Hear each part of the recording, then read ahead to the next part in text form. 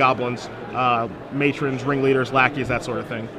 What do you like about the Krenko? I'm just curious before we talk about Krenko, I just like it. It's just like a 4-mana threat. When you have War Chief in play, you can just put a bunch of dorks into play and make Pile Driver bigger, and those guys attack with haste. Okay. I'm not entirely sure that it's better than Wart, Bogart, Auntie, because I like to be able to recur Incinerators and Warren Weirding, especially against Reanimator, but to each their own.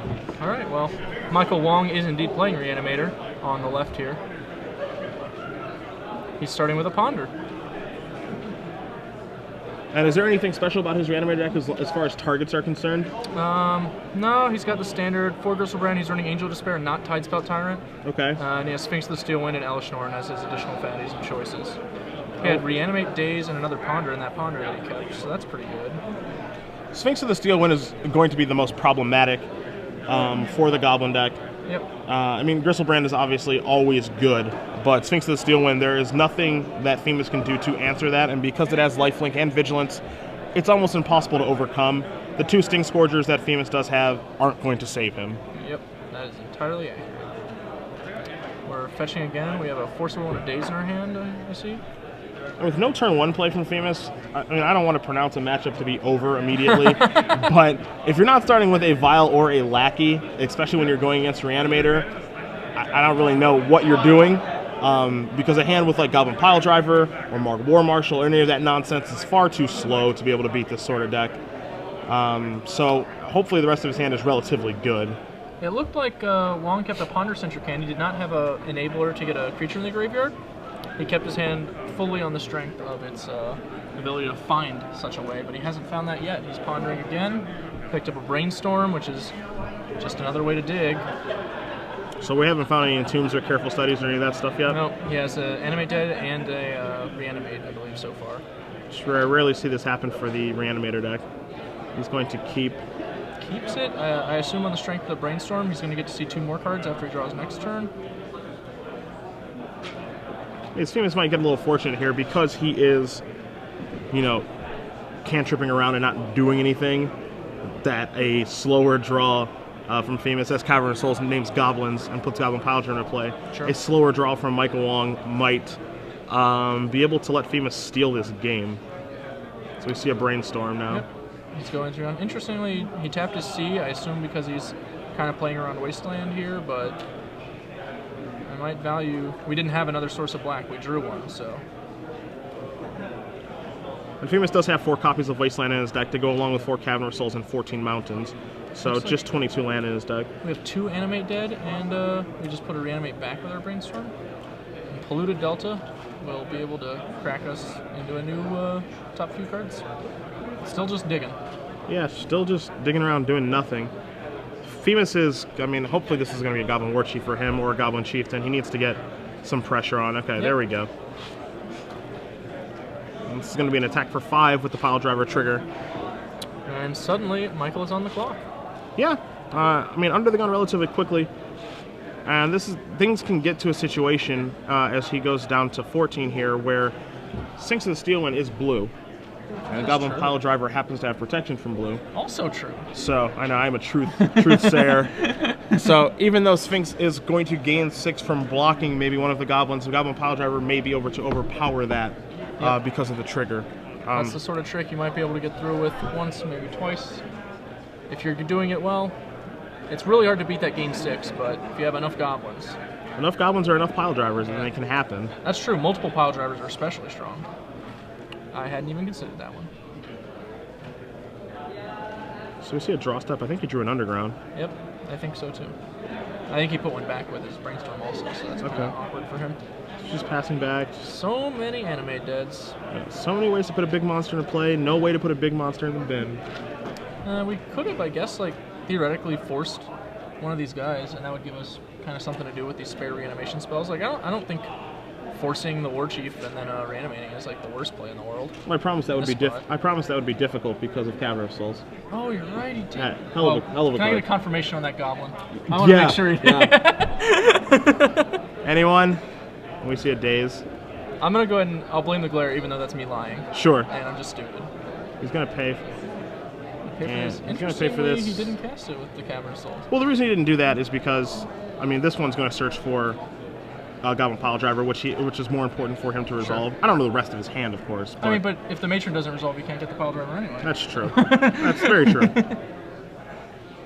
And these Pile Drivers are going to go up to 2, 4, 6. They're going to be 7 power guys, and this one's 100% resolving. So this is a sick swing here. Provided this resolves and the attack is fine, then we're going to move on to game 2.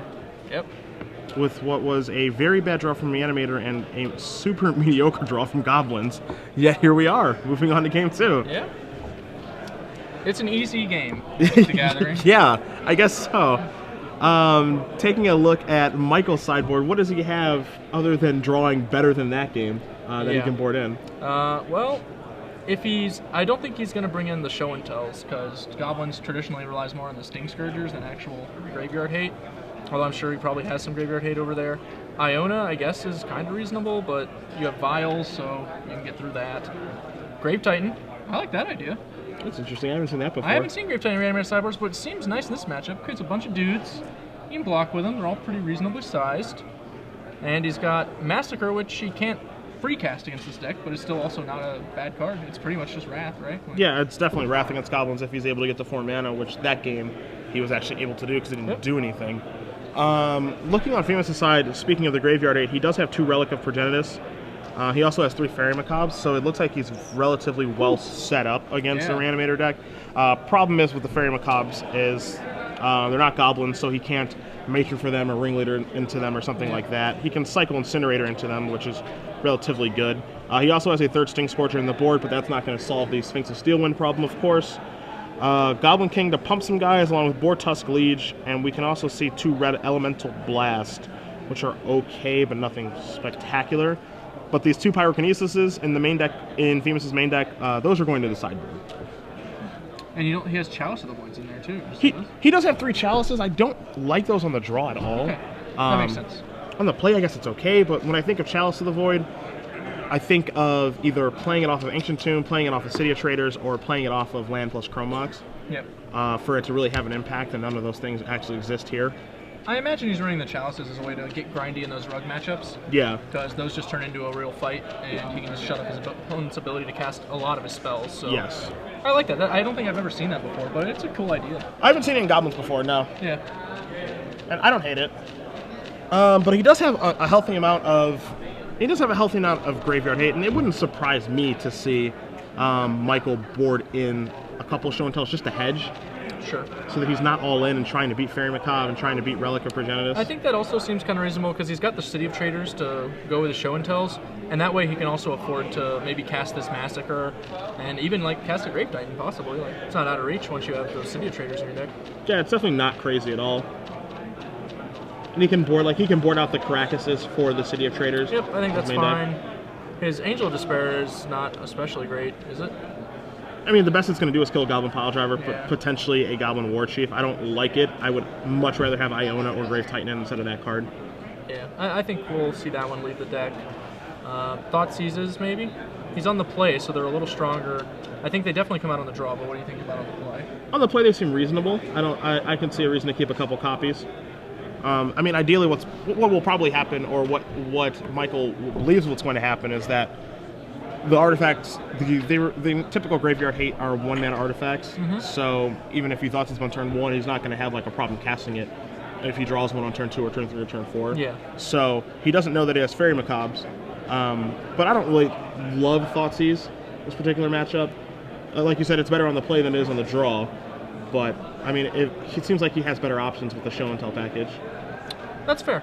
I think I agree that I would rather try to show the opponent than Thoughtseize and Reanimate on them. So. But then again, another thing to keep in mind is that he is on the play, so he can't take a Goblin Lackey, he can't take a Matron, he can't take a Sting Scourger, that sort of thing, and that's relatively important depending on which threat he draws, assuming he doesn't find an Entomb.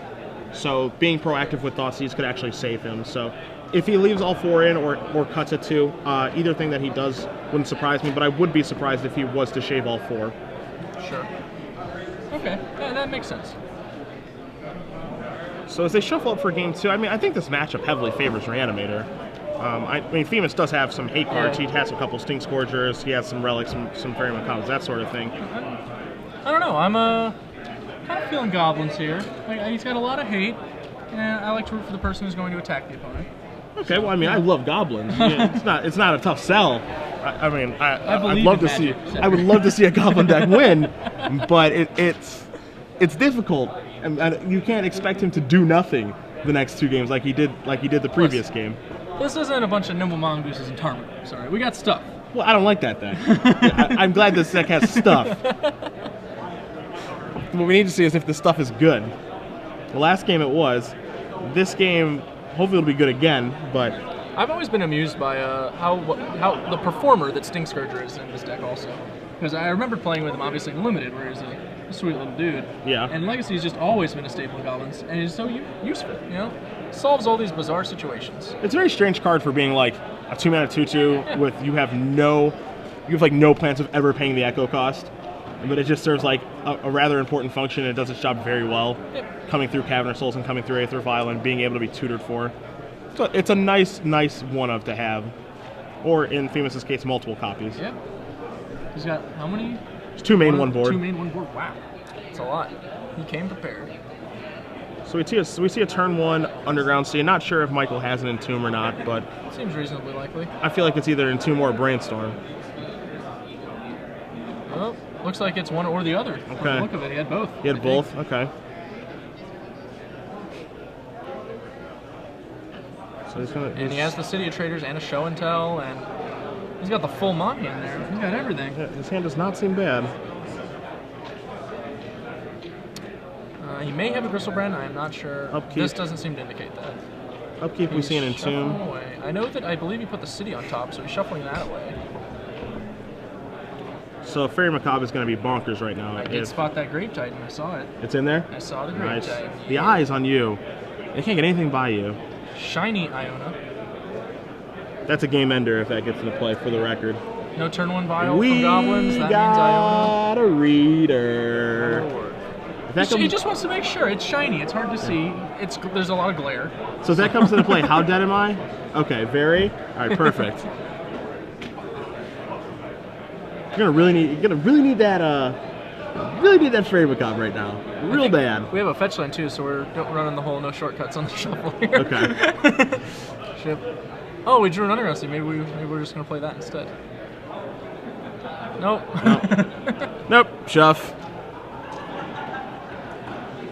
I imagine we're gonna grab a Black Source. That's my feeling. Now, if Phimus has his Fairy Macabre here. I mean, if he has Fairy Macabre, it's very good.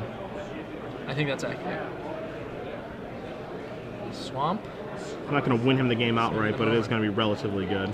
Yeah, it's just going to be a quick and easy. I mean, it's like a 1.3 for 1, something like that. Yeah, something like that. Your opponent played Brainstorm slightly less efficiently. The tomb didn't generate immediate value. Zing! What a feeling. So he's reading this. He's probably wondering if he has to lose life. Yeah. You know, every now and then we make fun of the people for reading their cards, but we also make fun of people when they don't read the cards and get destroyed. I am more inclined to make fun of someone who does not read their cards. He had the Fairy Macabre. He also removed, it looks like another card, I guess, probably the Brainstorm. Probably the Brainstorm, yeah. That's my guess. Now, that being said, I mean, he's going to wasteland that. I see Exhume and Show and Tell in Michael Wong's hand as well. Yes, so if he ever draws a Big Dumb Idiot, and he draws Force of Will to go along with that Show and Tell, he's going to be able to put it into play, so. Yep. Yikes. Phimus really kept on the strength of that Fairy Macabre here, and while it did keep him alive... Guess who drew a Big Dumb Idiot? Yep.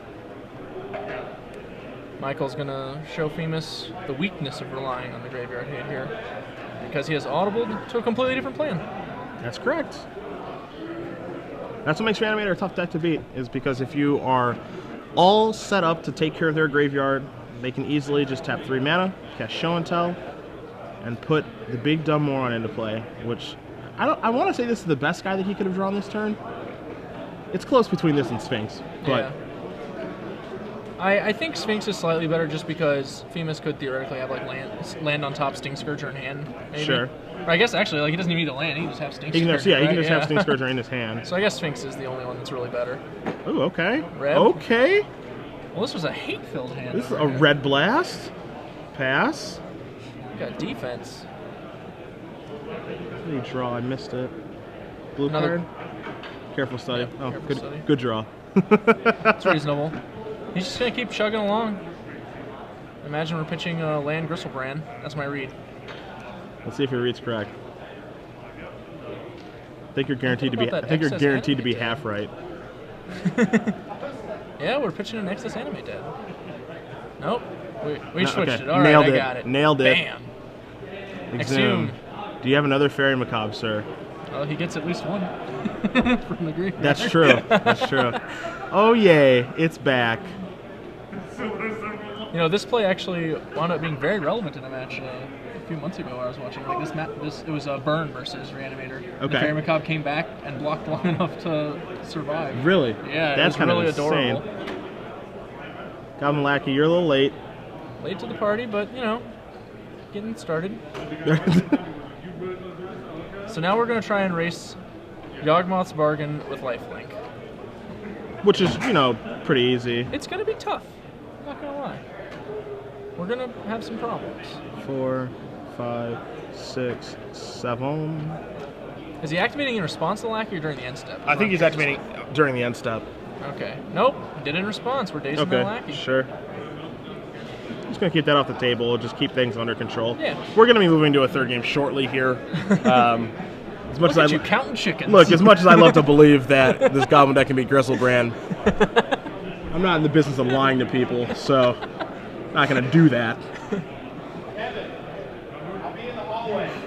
I'm not gonna lie. The Reanimator player is clearly in a favorable position. Sure, sure. You can create whatever anecdote you want. Here's the truth. Gristlebrand is about to kill the Goblin player. Give him 2 or 3 turns. He also has a Forcible in his hand, so we're going to go through the motions here of what he can do, basically making sure that he does not lose. But Phimus is basically, he is on 1 land. You don't know what the rest of his hand contains, but Gristlebrand is going to work Necro on wheels with Lifelink. He'll ideally look for another threat to be able to put into play, something like Iona or Grave Titan or something like that, just to seal the game. He's got Sphinx, probably Elish Norn, and maybe Angel of Despair left in his deck still. We know he has the Grave Titan. I just want to see the Grave Titan in play, actually. Like, Grave Titan Legacy is just sweet, right? Yeah, it's pretty awesome. It's happened before. A couple of these Nick Fit decks run it sometimes, but, you know, it's cool. Phimus did not immediately play a land, so his options up here are pretty limited.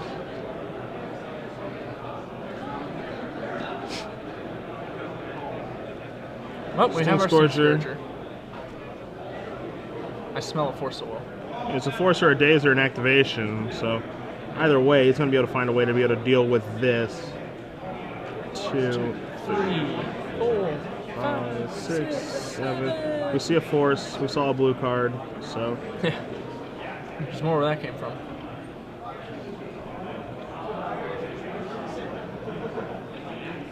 Just going to decide what blue card to remove to Force of Will. So there's a Force removing Ponder. And that's going to do it. Yep. Unsurprisingly, we're going to go to a third game with Phimus on the play with his Goblin deck, which is where he needs to be in this matchup. It's very, very important for him to be playing first in this matchup. Hopefully getting things started with a Goblin Lackey or an Aether Vial this time. Neither game has he had a very good start. Well, we witnessed there was one of the tough things about sideboarding a lot of cards that are reactive hate cards. You're not advancing your game plan, so even when you disrupt your opponent, you don't really punish them. Sure, you're not putting on any sort of clock on them. Yeah, so it's awkward. One of the problems a lot of these decks can run into is when they sideboard out threats for answers, but like the reason the deck is even good is it's filled with threats. Sure. You just need to hit that density in order to be a threatening deck. If your opponent isn't scared of dying, then it doesn't really matter that you counter their spell. Yeah, they have more spells. Their library is filled with them. Yeah, I mean, the Reanimator deck doesn't have a ton of problem going off, you know, putting a threat into play repeatedly. Yep. It's not incredibly difficult for them, but when backed by pressure, and they have to cast Reanimate to put the threat back into play and take 8 damage or 7 damage to do that, that's when things get difficult for them. That is the dangerous of situations. So it looks like Phimus is changing up his sideboarding a little bit. I actually like the fact that he brought in the Red Blast and the Pyroblast for for for show and tell. The danger he's going to get himself into is if he dilutes his deck too much. Yep. With those kind of spells, it's going to make Ringleader worse. It's not really going to make Matron worse, but it can make his overall draws worse by diluting his deck so much. So it's something that he needs to be careful of. I imagine he trimmed the Pyrokinesis, the Scrapper. Probably the Sharpshooter. Yeah, the Sharpshooter's maybe? The Sharpshooter's definitely going to go. I would be surprised if he left Krenko in. He could also just shave like one Ringleader as well, because like the way that he's diluting his deck, Ringleader's not going to be a 3 or a 4 every time it reveals. Mogg War Marshal's not great either, so he definitely has some things that he can sideboard out. Yeah. But he needs to get he needs to get a draw that involves Goblin Lackey, or Aether Vial putting in a Goblin Lackey or a Goblin Pile Driver, and really just get Michael dead as fast as he possibly can. If he has one of those draws with a Fairy Macabre, he's in a pretty good shape. And it's when he doesn't have one of those draws and has multiple hate spells, he's going to run into a lot of problems. Or when he has one of those draws and no hate spells. Sure. That's the kind of pressure that these combo decks put you under, of course. Like, that's why they're good.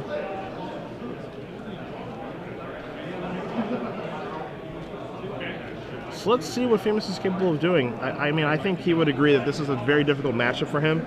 He does have the tools to win, but it doesn't mean it's easy. It's true.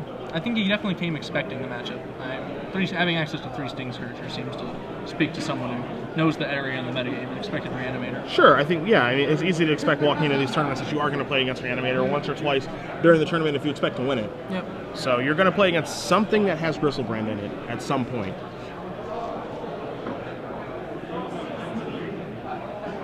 Chatting a little about that game.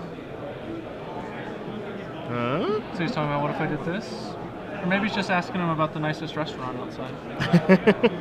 It's Subway. That's the best Vegas has to offer. So. I love to eat fresh, so... I don't hate it, but... Big fan of eating fresh. Didn't get to eat anywhere really sweet this weekend. I really wanted to actually go to like one of the big how-to-do restaurants. I wanted to pay $80 for a meal that was only worth like 40 or 45, but... I got lucky. I got to hit In-N-Out in between rounds today. Well, we all aspire to different things. Yeah, I mean, we didn't... I don't have In-N-Out in Seattle. It's just the best burger place there is, in my opinion. So I was really happy I was able to hit that today. I'm a big fan of J-Bo. It's Jack in the Box. Ugh. I know. It's so bad. It's disgusting. The mini churros, man. They get me with the mini churros. I once had Jack in the Box. So the first time I had Jack in the Box was at Pro Tour Honolulu. As both these guys are mulliganing at 6, so I'll tell a quick story. First time I had Jack in the Box was Pro Tour Honolulu, the second one. And I ate it because we don't have them in Indianapolis or Cleveland. And so I was super excited because I've seen all these Jack in the Box commercials and they have all this food, and it was just horribly mediocre to bad. It was one of the worst milkshakes I've ever had. So, I eat it and I'm just like, man, this was just not very good. I'm just never going to eat this again. Like, based off of just one bad experience, it's just how I am. Like, maybe I'll eat it again in 3 or 4 years. So, a couple months ago, I decided, because they're all over Seattle, I decided, you know what? I'm going to go for it again. Because I live in Seattle now. So I go up there, I get like some sort of like double cheeseburger, some French fries, or I think I like onion rings. I definitely got onion rings and an Oreo shake. And I know I got onion rings because once I looked in my bag when I got home, there were French fries, not onion rings. So I know that I ordered onion rings. The Oreo shake I had was barely blended. It was really bad. And the burger was just, ugh, so gross. And I just couldn't believe how bad it was for like how much hype and how many commercials and everything. And so I tell my buddy and his girlfriend, and she's just like, what, you got a burger? I'm like, yeah, am I not supposed to do that? She's like, no, they're terrible there. Like, what are you talking about? Well, clearly you should have read the guide to J-Bo before you went ordering at the restaurant. That's a rookie mistake. You hate to see it. Yeah, and as our show director just said, Jack in the Box will lead to a violent eruption, which is a magic card. We're classy. We are very classy. It is a magic card, so that's definitely what's going to happen. I won't lie. You may even madness it out. My J-Bo you know what nights, I mean. Madness. Oh, man. My J-Bo nights have frequently involved some, occasional imbibing of liquids before the. How do you call it J-Bo? Don't give it a nickname. That's its name. It's nickname J-Bo. Means that like you respect it somewhat. I like to think, and I have no respect for it. Neither should you. Jack in the Box is way too many syllables. I'm not going to discuss something seriously like that. Okay, that's fair. That's fair. You know, it's always amused me that McDonald's and Mickey D's are the same number of syllables, but because the staccato in Mickey D's is faster. I didn't think about that, actually. Syllable. Yeah, they shorten it because of the staccato of the rhythm. That's a really, like, I know, nerdy English major thing for me to just said. I kind of like it, though. It makes you think a little bit. Like, man, people talk weird. The decisions they make. Okay, Phimus has decided to keep his opener. Yep, alrighty. Oh. Going to 5. Michael Wong going to 5 cards with his Reanimator deck. Well, as we discussed yesterday, you only really need 6 cards. The 7th one is extra. Yeah. But 5 is legitimately a hurdle. 5 is something to be scared of, but, I mean, Reanimator is a deck that can overcome mulliganing very well. It's a 2-card combo deck. It's not incredibly difficult to put the combo together. Nope. It has plenty of ways to find those cards between Brainstorm, Ponder, Careful Study, and even though he is mulliganing to 5, he is on the draw, so he's going to get a 6th card as part of the deal. So, one of the strengths one of the strengths for Goblins, I should say, of the Reanimator player's mulligans is that his hate cards do improve. He doesn't need to be able to stop the combo as many times. His opponents just has less cards. Yes. I mean, we're getting a situation because he is mulliganing to 5 that 1 Fairy Macabre could be enough. Yep. 1 Relic of Progenitus could be plenty. It also makes spots with Careful Study a lot more awkward. Normally you'd like to discard 1 big guy at a time to play around Fairy Macabre, but when you're on lower cards, you can't always afford to do that. That's true. Looks like we have a match result for you guys out on Twitter. I know someone was cheering for this particular gentleman. Gallon. Go for it, because I had to do it earlier. Farsa. That's what I'm calling it. Phallic Farsa? Sure. Has won his match. Pat pronounces the hard names, not me. 2-1 against Steven Sabal. So he'll be playing in the top 8? He was table 4, so he was one of our 18 pointers, and that means he should be playing in the top 8. Barring meteors or earthquakes or other such nonsense. Whatever sort of natural disaster takes place in Vegas. Or I guess he could just go outside and take a loan from the wrong guy, you know?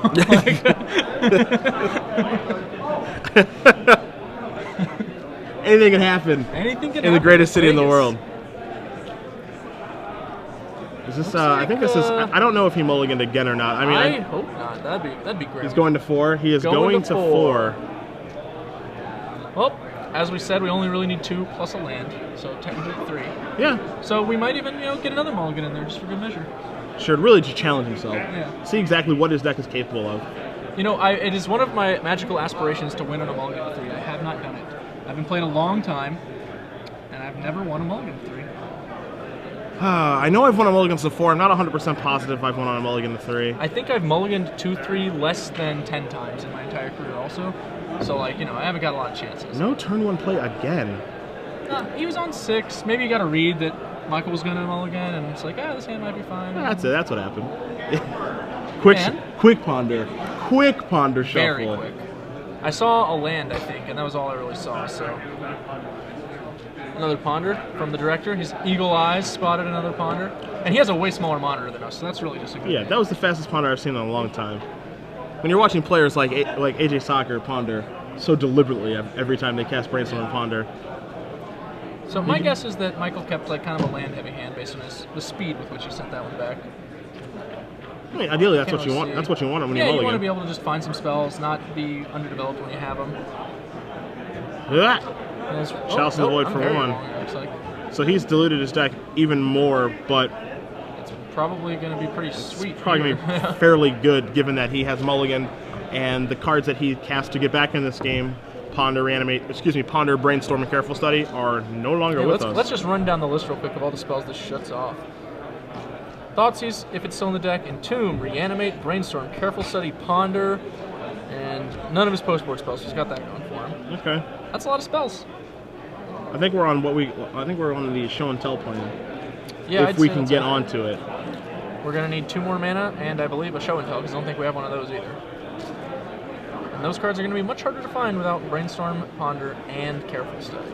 A cool interaction that Phimus has available to him as well is because he has Cavern of Souls. That's a beating of a wasteland. As he has Cavern of Souls, he can actually cast Goblin Lackey through Cavern of Souls with Chalice in play because that is cute. Because Cavern makes it uncounterable. So it's adorable. I know my Goblin deck in and out, through and through. You just threw in an in and out reference there too. That was nice. Did. Yeah. Man, I am awesome. Goblin Matron, uncounterable. Gonna search for the War Chief, which will be uncounterable following it up, and as long as he's able to exert enough pressure now, which looks as though Phimus is going to be able to, and Michael does not run perfect, which would be, you know, drawing 3 straight lands, show and tell, putting in some sort of giant jerk. Yep. Goblins should be moving on to the top 8 here, but we have seen stranger things happen. I've been playing Magic for a very long time. Yeah, I don't see a show and tell in his hand. I don't think. It's kind of hard. The cards are very horizontal, so he needs probably then at a minimum 4 runners. Well, he has a wasteland, so he also has to hit basics. Yeah, he has hit basic. Like his hand could conceivably be like a Studio Traders right now that he can't play, and he needs to hit basic and then that as he discards Elish Norn. Clean-up step. Discard the old Elish Norn.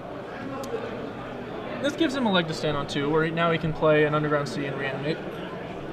Can he cast Or reanimate? no, sorry. Man, wow, I'm tired. Sorry about that. I'm wide awake. I know you're wide awake. Well, you got to just have a break. I've been working all day. I'm wide awake.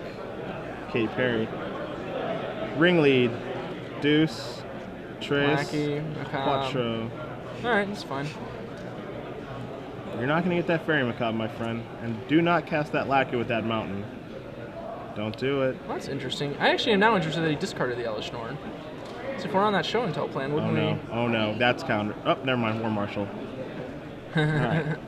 I thought I was pretty sure he was going to cast That's the Lackey. okay. I'm mine glad was he way didn't. worse. So. Yeah, that's fair. That's fair. The attacks for 2, 4, 5, 6, 7. Facing down what's fairly close to lethal. If he doesn't die this turn and he draws a land, he can animate dead that Elish Norn. Yep. So it's not going to be easy as he doesn't pay Echo because the token that's going to come into play. He sideboarded Vendilion Click. That is really interesting. Yeah, I saw it. It's the promo one right there on the right. Brought in Vendilion Click, which on the play I can kind of see that being reasonable, but on the draw I really dislike it. I think. Like it's a reasonably efficient way to check for a Fairy Macabre, I guess. Sting Scourger. Yep. He's checking to make sure that target he creature won't have to opponent bounce controls. one of his own guys, which he will not. Lackey. This is just the full amount. I'm pretty sure that Michael's at 10, so I think this attack is going to be lethal. 1, 2, 3, 4, 5, 6, 7, 8, 9, I think, right? 2, 4, 6, 7, 8. No, 2 tokens. Oh, 2 tokens. I missed the second one. You're right. He's got the land. And, well, he's going to take. He would have to take a point of damage off of The Delta as well. Yeah, anyway, so. But he did have the Swamp to cast Animate Dead on Elish Norn. So, yep. Tough break for Michael on what is, I think we would both consider to be a fairly good matchup for him. I mean, I knew the Goblins players. Hello, everyone. Once again, we're here live at the Las Vegas Legacy Open for StarCityGames.com. I'm Glenn Jones at the sideboard. This is Phimus Pan. Hi. Phimus just won a win-in for top 8 in the Legacy with Goblins. So, how long have you been playing Goblins? Since today. Since today. All right. First time with the Becker. I played Goblins back when it was Type 2 legal. Oh, okay. And maybe so, like part of that extended season afterwards. We're familiar with a few of the little green men, but not all of them. Not all of them. All right. So, how'd you like it playing it in the wider format? It was interesting. It seemed to be good against most of the fair decks. Sure. But poor against the decks that do degenerate things. That's a reasonable assessment. I noticed your deck actually has a lot of interesting sideboard cards for these degenerate decks. Chalice of the Void was the big one that neither Cedric nor I had really seen Goblins players running, but it seems pretty sweet in the field right now. Yeah, I just wanted something. I grabbed it. It was my last 3 sideboard cards. Sure. Right before the tournament, I just wanted, to have a chance against the really degenerate decks, and so it's good on the play. I don't think it's ever good on the draw, though. That was pretty much our assessment, too. You can really only bring it on the play, but it's backbreaking in a lot of those situations. Like, obviously, your opponent mulliganed 4 in that match, so he didn't get to play Magic, but Chalice literally said he could no longer play Magic. Right. He would have to, move. He'd have to move to discard and then, animate dead. That's what we talked about afterwards. Yep. That seemed to be exactly his plan, but he had just enough Goblins to get him on that last turn. Yeah.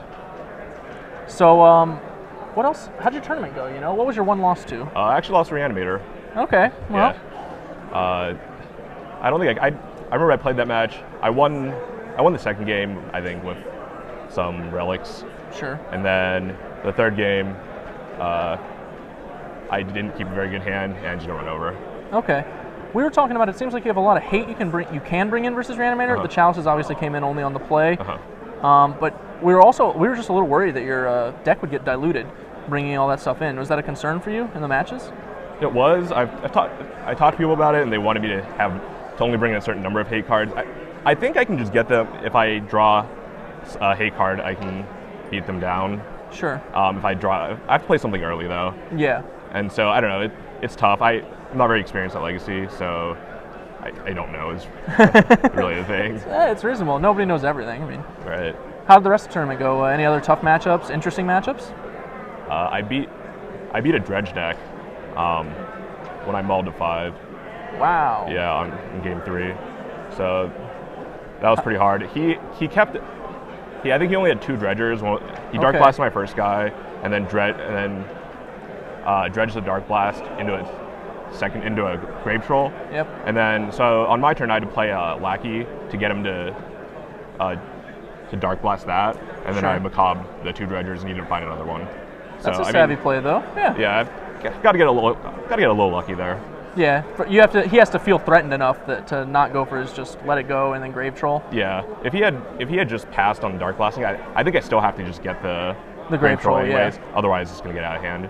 Yeah, no, I mean, but that play paid off, and I see that a lot of that happening with Dredge, especially. Players can brick their dredgers. They also keep hands that are really light, especially post board. In game 1, you can afford to keep hands that are light on dredgers, but in games 2 and 3, it's so much tougher because you have to beat through the graveyard hate. Yeah, absolutely.